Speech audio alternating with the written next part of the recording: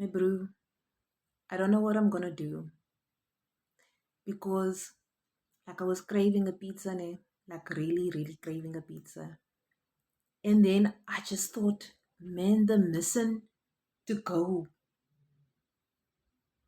now, get the pizza. Is it worth it? Is it worth having meaningless conversations? Hi, hi, how are you? Yes, yes, I'm fine. Yes, the weather. Oh my God.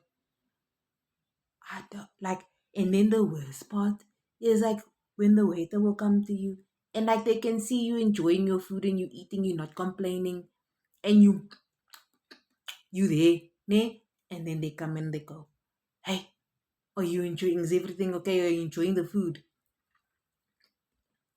What am I supposed to say? Like I must now talk with my food in my mouth. I was taught, mind your manners.